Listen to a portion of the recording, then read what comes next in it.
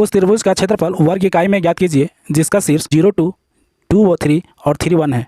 ठीक है, ये कोऑर्डिनेट ज्योमेट्री का है और इसमें एरिया ऑफ ट्रायंगल पूछ रहा है। ठीक है, तो area of triangle coordinate geometry में क्या होता है, 1/2 x1 y2 minus y3 plus x2 y2 y3 minus y1 plus x3 y1 minus y2। ठीक है, कोऑर्डिनेट ज्योमेट्री में क्या होता है, एरिया ऑफ ट्रायंगल का फॉर्मूला होता है। तो यहाँ से हमको पूछ रहा है क्या, यहाँ कोऑर्डिनेट कौन कौन से दिया, शीर्ष 0, 2 दिया हुआ है पहला कोऑर्डिनेट, दूसरा 2, 3 दिया हुआ है और तीसरा 3 और 1 दिया हुआ है। तो यहाँ से क्या, ये x1 हो गया, y1 हो गया, x2 y2 x3 y3। अब यहाँ पे सब हमको दिख रहा है, तो यहाँ से हम क्या फॉर्मूला पर बैठाने के पे हमको आंसर आ जाएगा। ठीक है, तो एरिया ऑफ ट्रायंगल क्या था, हाफ, x1 का वैल्यू क्या दिया हुआ है 0, 0, y2 का वैल्यू क्या है 3 माइनस y3 का वैल्यू क्या है 1 प्लस x2 का वैल्यू क्या दिया हुआ 2, y3 का वैल्यू क्या 1 माइनस y1 का वैल्यू क्या दिया हुआ 2 प्लस x3 का वैल्यू क्या 3, यहाँ से y1 का वैल्यू क्या दिया हुआ 2 और y2 का वैल्यू क्या दिया हुआ 3, दैट मीन्स -3। ठीक है, तो यहाँ से सॉल्व करेंगे तो क्या देगा 1/2, 0 से इसको मल्टीप्लाई करेंगे तो क्या देगा 0 प्लस 2, यहाँ से क्या 1 में -2 चला जाएगा तो क्या आएगा -1। ठीक है, प्लस यहाँ से क्या होगा 3, 2 में -3 जाएगा तो क्या आएगा -1। ठीक है, तो यहाँ से मल्टीप्लाई करेंगे तो क्या देगा हाफ, -2 और -3, दैट मीन्स यहाँ से क्या सकते हैं -5/2। ठीक है, तो ये मेरा क्या होगा एरिया ऑफ त्रिभुज। लेकिन हम जानते हैं एरिया कभी नेगेटिव में नहीं होता, इसलिए हम क्या मोड ले लेते हैं, और मोड ले लेते हैं तो क्या 5/2 हो गया, और 5/2 का वैल्यू क्या दिया 2.5। ठीक है, चूँकि एरिया कभी नेगेटिव में नहीं हो सकता। ठीक है, इसलिए इसका आंसर क्या होगा 2.5, करेक्ट ऑप्शन, ऑप्शन नंबर 3। चलिए नेक्स्ट क्वेश्चन पे चलते हैं।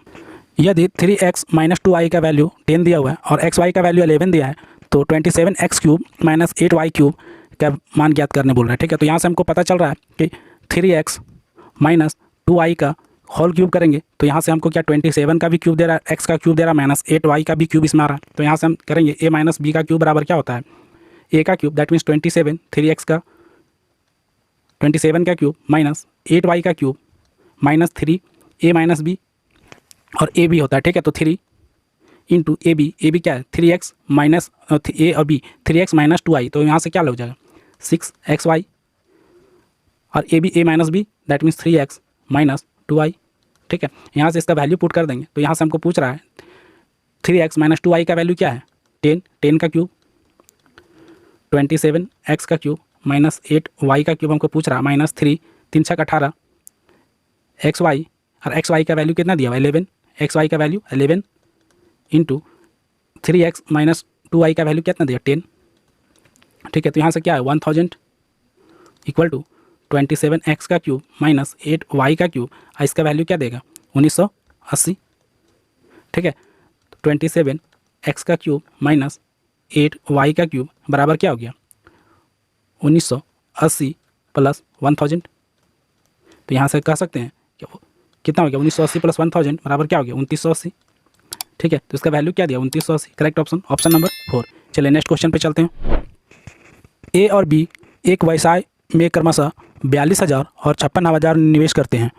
वर्ष के अंत में वे 87,220 रुपये का लाभ कमाते हैं। तो लाभ में बी का हिस्सा पूछ रहा है। ठीक है, बी का क्या हिस्सा होगा सो पूछ रहा है।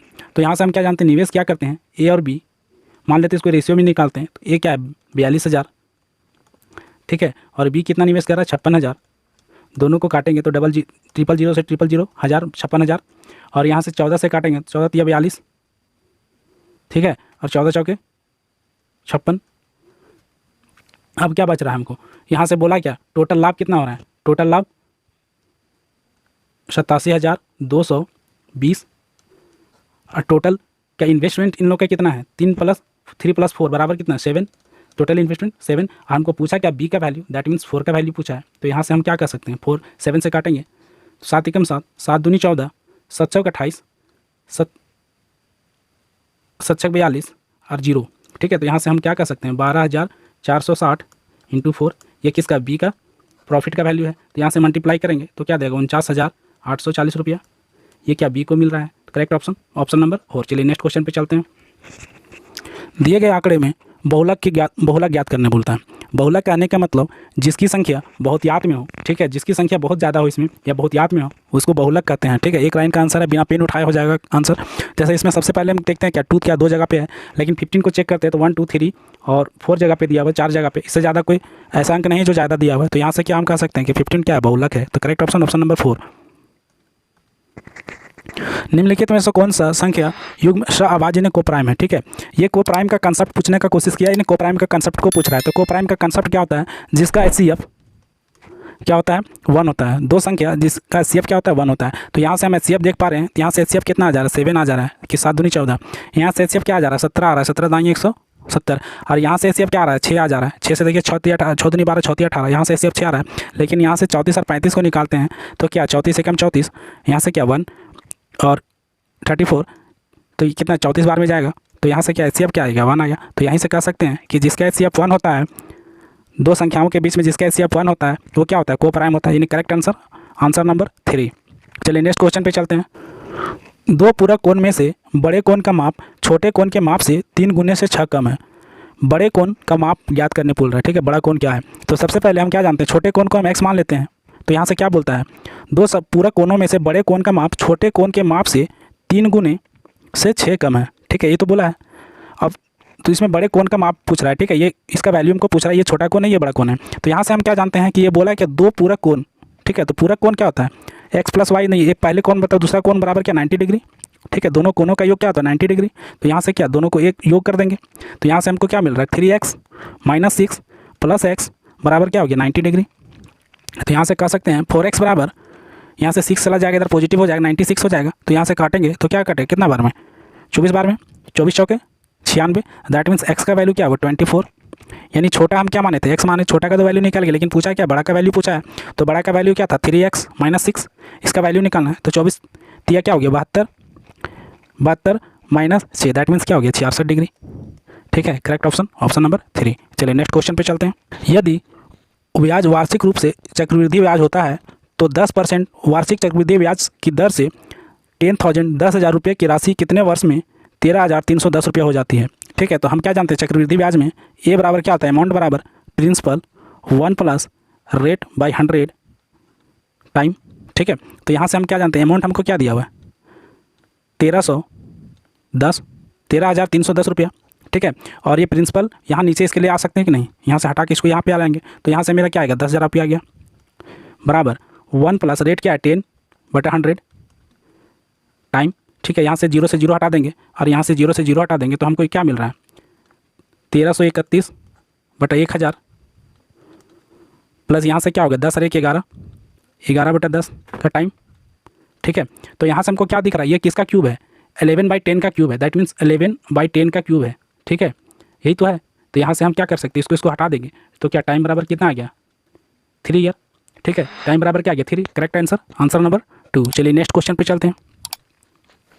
यदि x के 24% के 10% का मान 240 के बराबर है तो x का मान ज्ञात करने बोलता है, ठीक है। तो मान लेते हैं क्या x का 24%, ठीक है, इंटू 24/100 का 10%, दैट मीन्स 10/100 किसके बराबर है 240 के बराबर है। और यहाँ से हमको सॉल्व करेंगे तो क्या x का वैल्यू हमको निकालना है। यहाँ से 0 से 0 हट जाएगा, ठीक है। यहाँ से 24 से काटेंगे तो ये क्या 10 बार में कट जाएगा। तो यहाँ से क्या कर सकते हैं x बराबर, यहाँ से 3 0 और 1 4 0, दैट मीन्स 1 पे 4 0 क्या हो गया 10,000।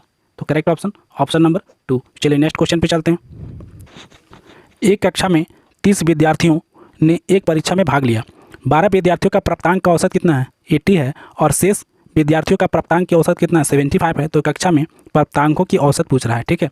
तो हम सबसे कक्षा में प्राप्तांकों की औसत दैट मीन्स एवरेज बराबर क्या लिख सकते हैं टोटल बटा टोटल की संख्या। तो ऊपर में क्या टोटल कितना होगा 12 विद्यार्थी ने 80 का औसत प्राप्त किया है तो क्या होगा 12 × 80 प्लस टोटल मार्क्स कितना होगा। यहाँ पे क्या शेष विद्यार्थी दैट मीन्स 12 विद्यार्थी क्या क्या औसत मान कितना था 80 था, तो शेष 30 में कितना बच गया 18 विद्यार्थी बच गया। 18 का औसत मान कितना दिया हुआ है 75 दिया हुआ है। शेष का 75 सॉरी शेष का क्या औसत क्या दिया हुआ 75 दिया हुआ है। तो यहाँ से total marks by total candidate कितना है 30, बस ये मेरा एवरेज निकल गया। यहाँ से क्या 12 × 96 दैट मीन्स 960 प्लस 75 को 18 से मल्टीप्लाई करेंगे तो 1350 देगा बटा 30।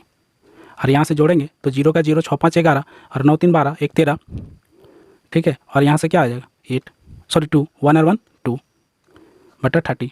तो यहाँ से क्या 0 से 0 हट गया, और 3 सत्ती 21 और 3 सत्ती 21, दैट मीन्स क्या 77। तो मेरा एवरेज क्या आ गया 77। तो करेक्ट ऑप्शन ऑप्शन नंबर 1। चलिए नेक्स्ट क्वेश्चन पे चलते हैं। निम्नलिखित में से कौन सी बड़ी संख्या है जिससे 72 और 119 को विभाजित करने पर क्रमशः 3 और 4 शेषफल प्राप्त होता है। ठीक है, ऐसा क्वेश्चन सबसे पहले यहाँ बड़ी संख्या पूछा है, तो यहाँ से हमको पता चल रहा है कि HCF निकालना है, लेकिन यहाँ पूछा है क्या 72 और 119 जो क्रमशः कितना शेष बच रहा है 3 और 4। जब इस तरह का कंसेप्ट वाला क्वेश्चन आता है तो सबसे पहले हम क्या करते हैं, संख्या में शेषफल को घटा देते हैं, 119 माइनस 4, तो यहाँ से क्या आ गया 69 और यहाँ से 115। ठीक है, ये मेरा आ गया, और इस दोनों को क्या करेंगे HCF निकाल देंगे, और वही मेरा क्या हो गया आंसर होता है। तो यहाँ से HCF निकालेंगे तो क्या 69 115 कितना बार में जाएगा, 1 बार में 69, तो यहाँ से कितना आ रहा है 46, और फिर 69 एक बार में काटेंगे तो क्या 46, तो यहाँ से क्या 3 और 2, और यहाँ से फिर 46, 27 दूना 46, तो यहाँ से HCF मेरा क्या आ जा रहा है 23, तो HCF बराबर क्या आ गया 23। तो यहाँ से कह सकते हैं वह बड़ी संख्या क्या है 23 है, जिससे 72 और 119 को विभाजित करने पे क्रमशः कितना 3 और 4 शेषफल प्राप्त होता है। तो करेक्ट ऑप्शन नंबर 4। चलिए नेक्स्ट क्वेश्चन पे चलते हैं। बोला निम्नलिखित में से कौन सी विकल्प उस निकटतम लगभग मान को दर्शाता है जो निम्नलिखित समीकरण प्रश्न चिन्ह के स्थान पे आएगा। ठीक है, यहाँ बोल रहा है इसका सोल्यूशन लगभग कितना आएगा सो पूछ रहा है। तो यहाँ पे क्या दिया हुआ है 48.9 इंटू 3.95 माइनस 2.97 और प्लस 17.86 का वैल्यू पूछ रहा है। तो ये पॉइंट को देख के बहुत सारा कन्फ्यूजन क्रिएट होता है स्टूडेंट के बीच में। तो हम ऐसे क्वेश्चन को बिजली पूर्वक कैसे बनाते हैं, चूँकि यहाँ लगभग के बारे में बात कर रहा है, निकटतम मान के बारे में पूछ रहा है। तो 48.9 का वैल्यू हम क्या लिख देंगे 49। ठीक है, इसी तरह 3.95 का वैल्यू क्या लिख सकते हैं 4 देंगे, चूँकि ये क्या 4 के नज़दीक में है। ठीक है, माइनस 2.97 का वैल्यू लगभग क्या ये 3 के बराबर है, तो हम 3 लिख देंगे, और प्लस 17.86 का वैल्यू क्या दिया हुआ लगभग ये 18 के बराबर है, तो हम 18 लिख देंगे। ठीक है, यहाँ से हम सॉल्व करेंगे तो 49 चौके कितना होता है 196। ठीक है, माइनस 3 और प्लस 18, और यहाँ से हमको क्या मिल रहा है 196, और यहाँ से माइनस 3 और प्लस 18 दैट मीन्स, और 196 माइनस 3 और प्लस 18 दैट मीन्स प्लस 15, और यहाँ से ऐड करेंगे 6 5 11 और 9 1 10 और 1 11 और 1 1 2 कितना दे रहा 211 के बराबर दे रहा, लगभग 211 के बराबर दे रहा। Correct option number 4। ये हमारा नेक्स्ट क्वेश्चन नंबर 100 है। बोल रहा है क्या वह छोटी से छोटी संख्या ज्ञात कीजिए। ठीक है, जिससे 6300 को गुना करने पर प्राप्त संख्या पूर्ण वर्ग हो। ठीक है, पूर्ण वर्ग हो, ये क्या गुना करेंगे इसमें 6300 में, जो क्या पूर्ण वर्ग बन जाता है। ठीक है, ऐसे क्वेश्चन को सबसे पहले हम 6300 लिखेंगे। ठीक है, और इसको ब्रेक करेंगे तो हम क्या लिख सकते हैं 63 × 100। ठीक है, ये तो होगा 6300 को ब्रेक करेंगे तो, और इस 63 को हम ब्रेक करेंगे तो क्या होता है 7 9 63 दैट मीन्स 7 × 3 × 3, ये हो गया मेरा 7 9 63, और 100 को ब्रेक करेंगे तो क्या आएगा 10 × 10। हम यहाँ से क्या देख पा रहे हैं कि पूर्ण वर्ग के लिए क्या होना चाहिए पेयर में होना चाहिए, तो ये मेरा क्या 10 10 पेयर में है, 3 3 पेयर में है, लेकिन एक पेयर में क्या है 7 अकेला है, तो हम यहाँ 7 से मल्टीप्लाई कर रहे हैं तो क्या ये पेयर में हो जा रहा है। ठीक है, दैट मीन्स ये पूर्ण वर्ग हो जा रहा है, यानी 6300 में 7 से मल्टीप्लाई कर देंगे तो ये क्या एक पूर्ण वर्ग बन जाएगा। तो यहाँ से हम कह सकते हैं करेक्ट ऑप्शन नंबर 3 क्या है 7। Thanks for watching my video. मैं सेशन को ये कंप्लीट करता हूँ।